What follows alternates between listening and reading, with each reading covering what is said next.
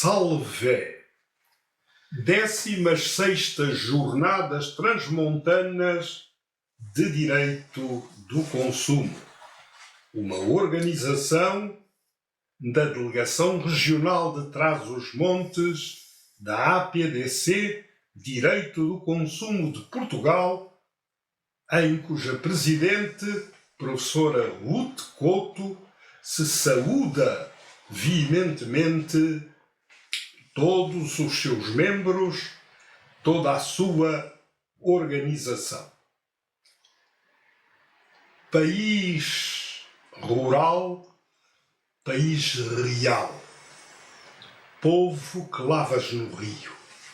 Num auspicioso Dia Mundial dos Direitos do Consumidor, a palavra invulgar de um conselheiro do Supremo Tribunal, tocado pelo sofrimento de um povo que de há muito perdeu a sua soberania. O consumidor acabará sempre por pagar a fatura. Se não paga, então, mais tarde ou mais cedo, cortam-lhe a água, a luz, o gás ou o telefone. Poupa na água, não se aquece e tem o telefone só para receber chamadas da filha que vive em Lisboa. Não telefona para ninguém. Um dia chega-lhe a fatura da luz.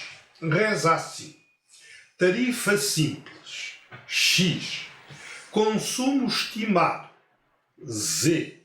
Potência contratada, Y. Taxa de exploração, Z'. IVA, 5%. Soma, 25,57 euros. Esta soma representa mais do triplo do valor do consumo estimado, porque este, que nem sequer é o consumo efetivo da luz, era a roda de 6 euros. Ora, andou a mulher a poupar no gasto. Deitou-se mais cedo. Não acendeu a televisão. Rapou frio de rachar para evitar ligar o radiador. E pagou 3 vezes mais do que gastou. São gastos essenciais à vida. Não se pode ir para a cama com as galinhas, nem apanhar por sacrifício frio de rachar, ou estar sempre a apagar a luz e por aí fora. Por isso, a mulher reclamou uma vez, 2 vezes, e sempre a mesma resposta de quem fala e não vê fazer-se nada. A mulher releu a fatura da luz, do telefone. Queixou-se à filha que vive em Lisboa. E esta reportou-lhe as somas líquidas dos lucros da EDP, da PT e de outros fornecedores de bens públicos essenciais. E então, quem dá voz à minha razão? Perguntou a mãe, irritada, como se a filha silenciosamente tivesse culpa de tudo. Não sei, respondeu a voz de Lisboa. O melhor é voltar a reclamar.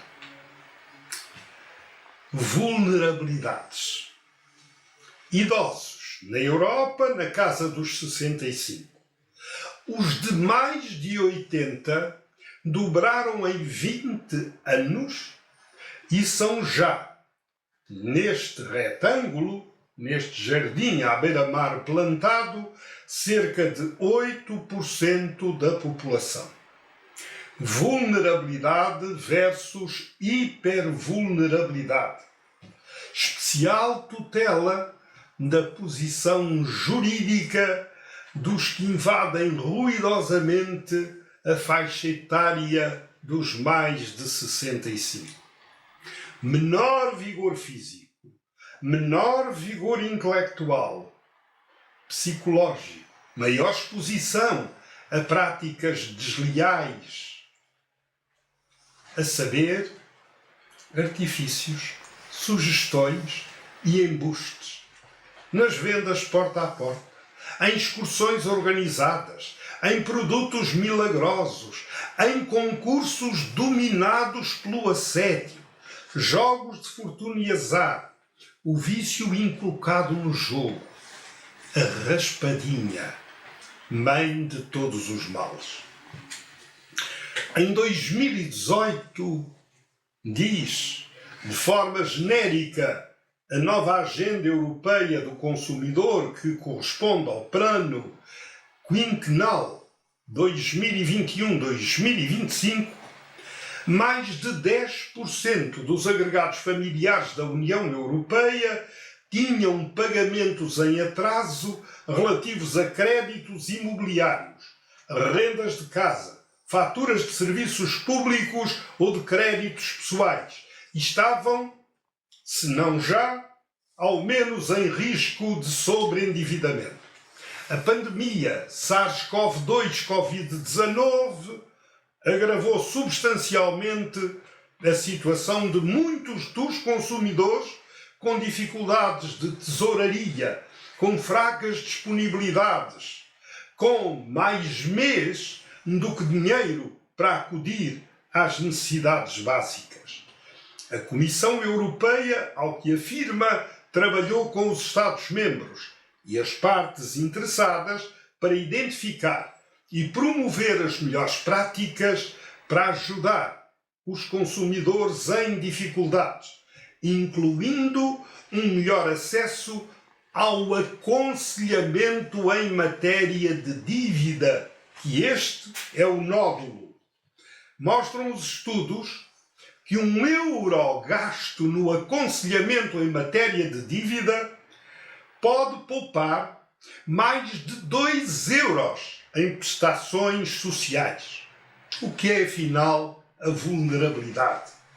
É a característica de quem ou do que é vulnerável, ou seja, frágil, delicado e fraco. Uma tal particularidade pode-se referir tanto ao comportamento das pessoas quanto a objetos, situações, ideias e outros contextos.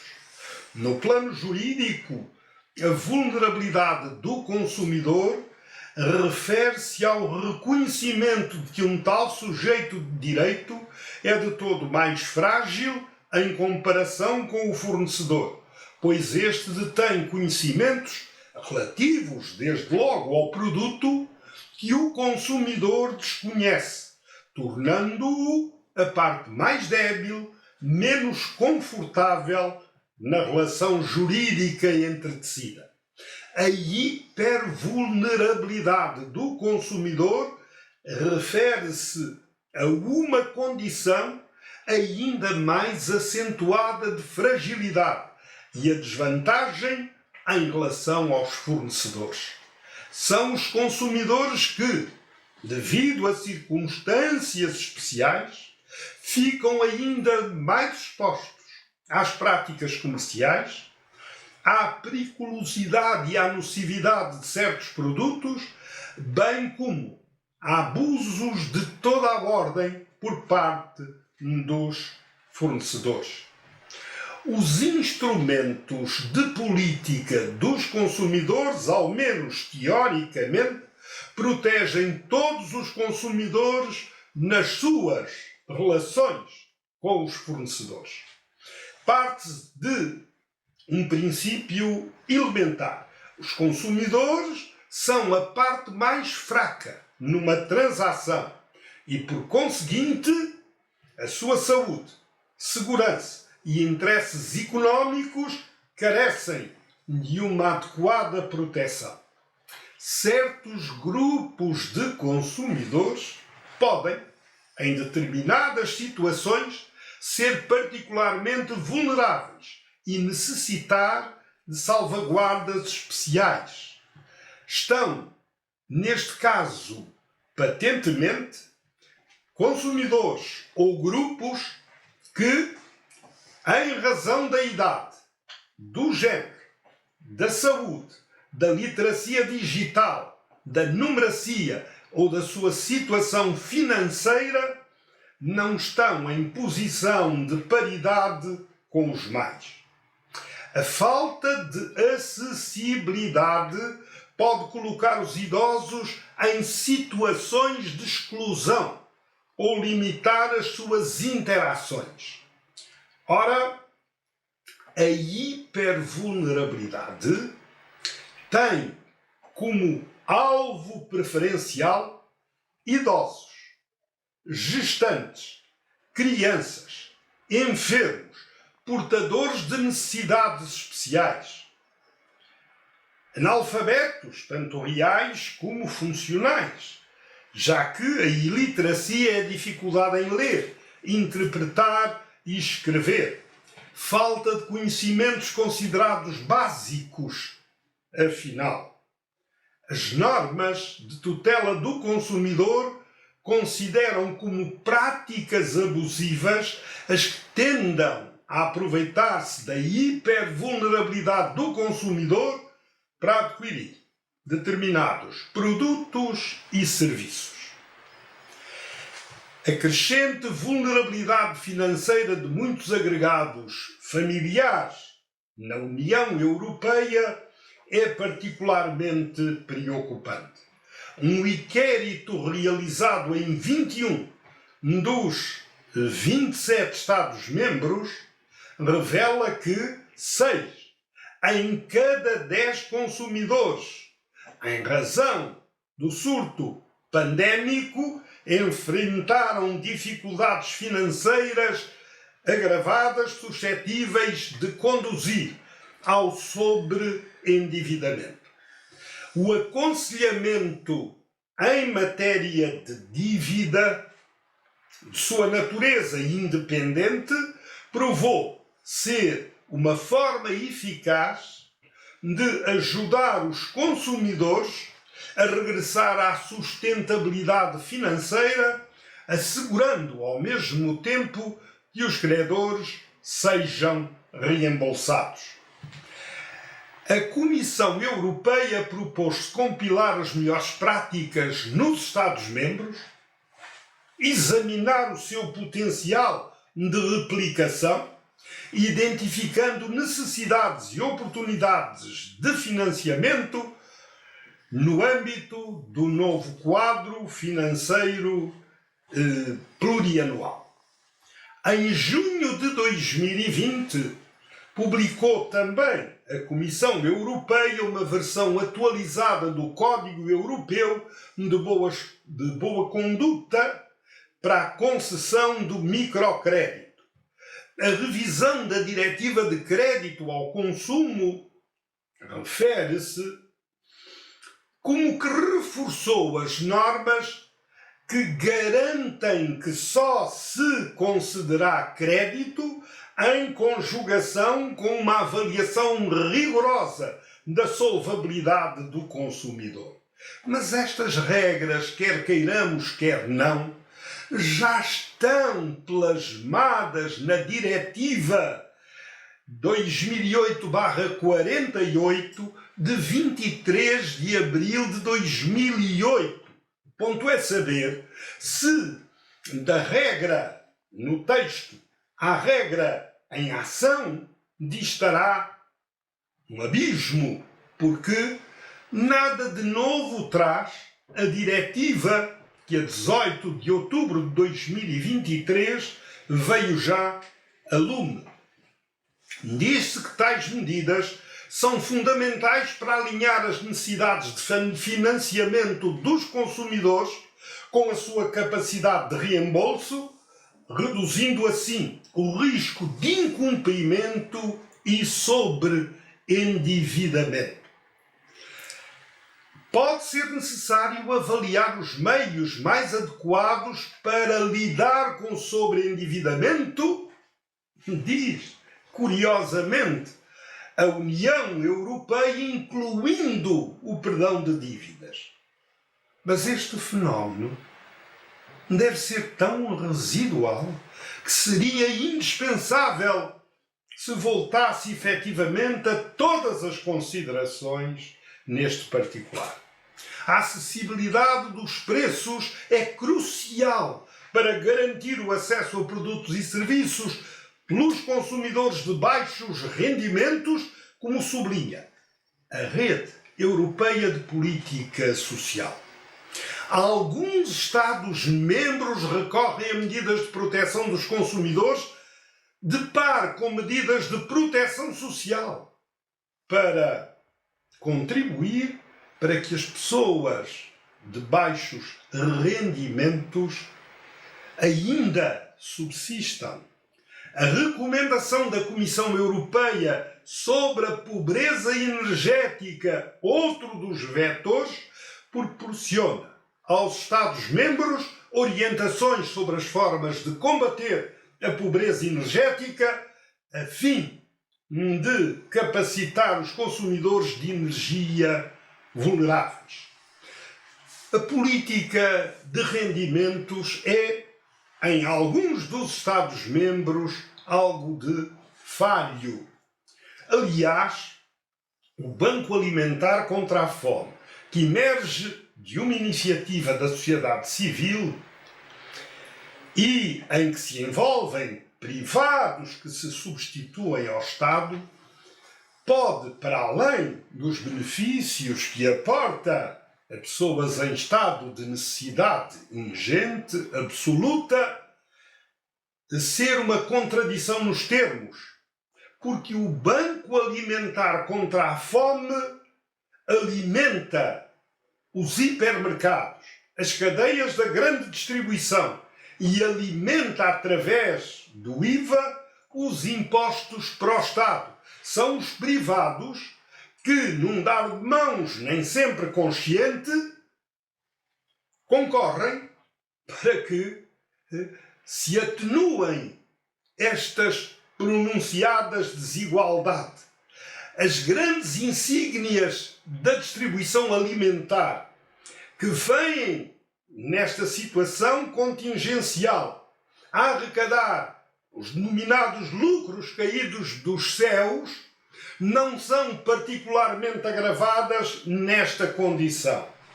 E, enquanto a pobreza e a miséria se acentuam, há grupos que colhem vantagens expressivas por virtude do fenómeno.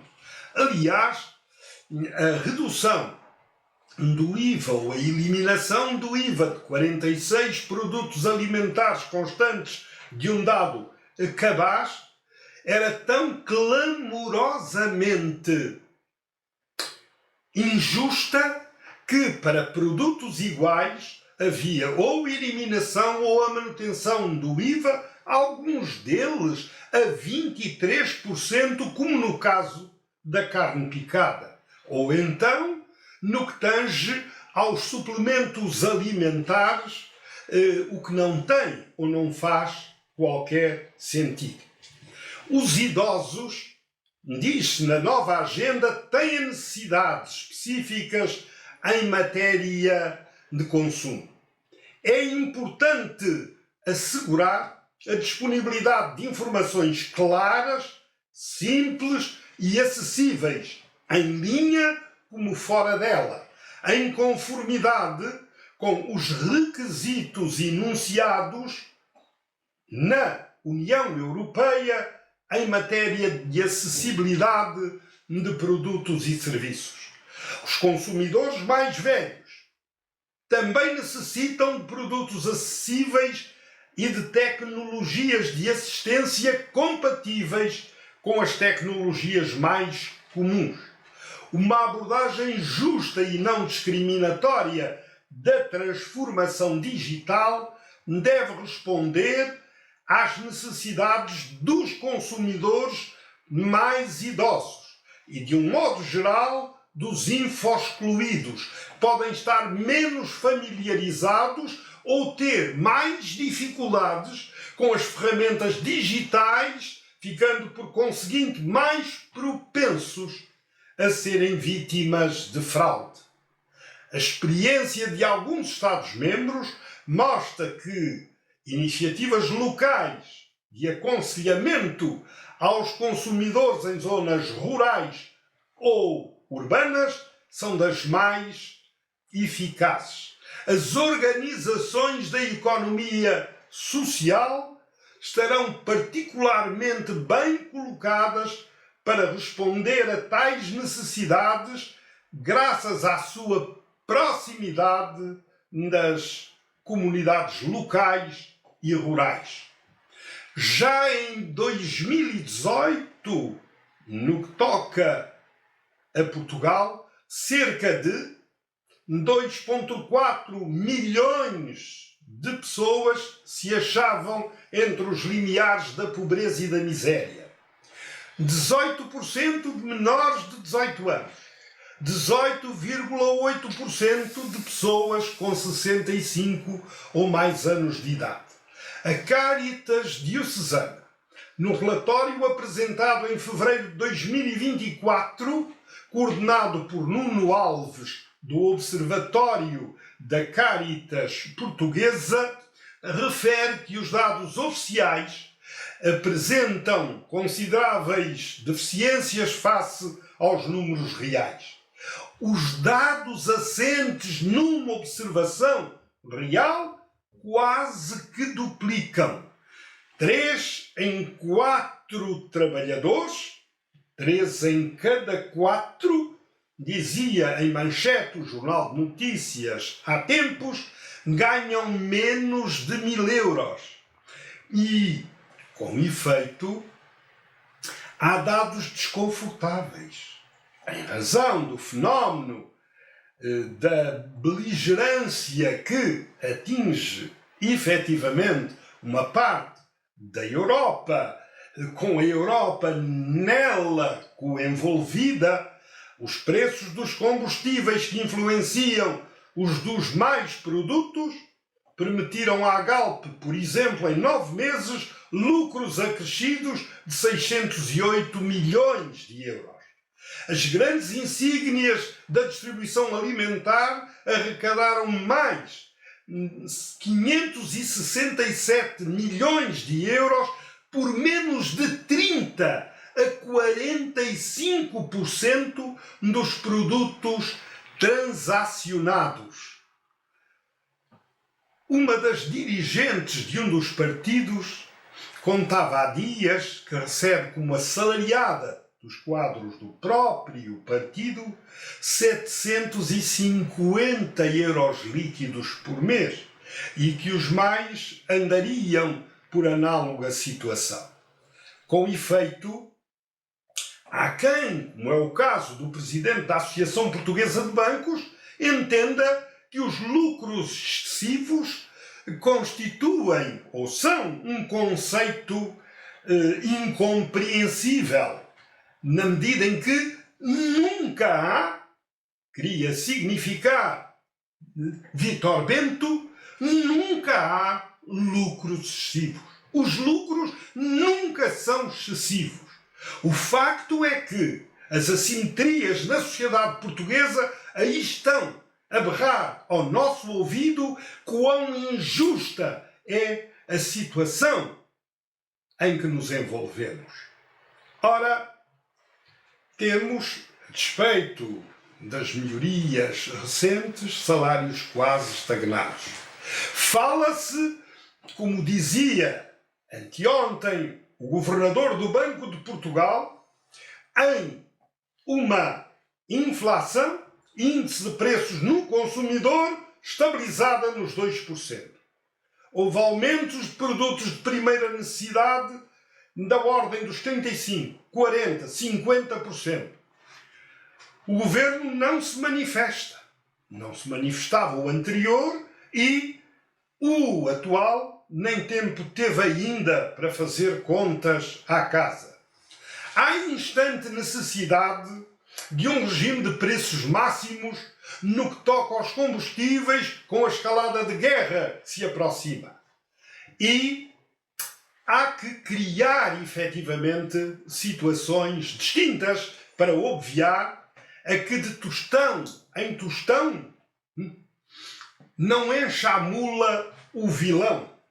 como, na realidade, ocorre designadamente com as comunicações eletrónicas, quando do acórdão do Supremo Tribunal de Justiça de 2 de fevereiro de 2022, em que se entende que a restituição aos consumidores dos pagamentos adicionais que lhes tenham sido cobrados em virtude da ativação automática de serviços adicionais não solicitados é suscetível de atingir 4.000 milhões de euros. Não nos esqueçamos que uma chamada não efetuada, debitada por distração pela MEL, se isto ocorrer nas faturas mensais, de modo singular, de cada um dos consumidores, no final do ano, o enriquecimento sem causa ou lucro ilícito ascende a 80 milhões e 400 mil euros. Se uma outra qualquer operadora cobrar pelas faturas em papel 1 euro, num ano, dado o seu universo de clientes, faturará ilicitamente 24 milhões de euros. O hot billing, ou seja, serviços não solicitados, faturados no documento das telecomunicações, é suscetível de atingir cifras absolutamente inenarráveis à razão de cerca de 5 euros semana. E isto foi denunciado designadamente por uma jornalista nomeada, a Fernanda Câncio, em relação a contas de que estava a ser debitada a fatura de sua mãe, senhora de mais de 90 anos. Supermercados, dizia o JN de há tempos, acusados de crime por lucros ilegítimos. E o facto é que, em matéria de concertação de preços, o cartel dos seguros foi sancionado com uma coima recorde de 54 milhões de euros e são sempre os mesmos a pagar as faturas. O cartel da banca também foi alvo de medida análoga da Autoridade da Concorrência, algo que foi confirmado pelas instâncias da União Europeia e que a banca, 14 bancos que concertaram spreads e condições de crédito, continuam a negar à boca pequena. Lotarias, vendas porta a porta, vendas em excursão, que mereceram agora um acréscimo do período de ponderação ou reflexão, tendo em vista as necessidades específicas das pessoas com menor capacidade de um tempo mais dilatado para darem o dito por não dito.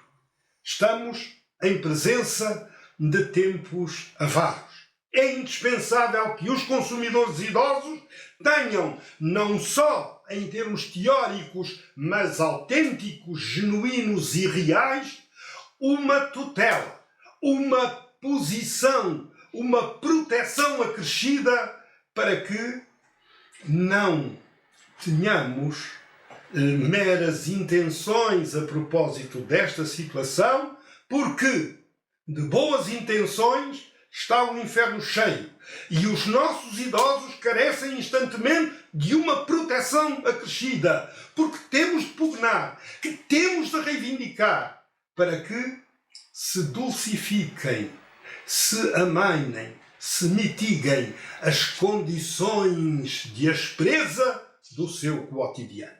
Muito e muito obrigado.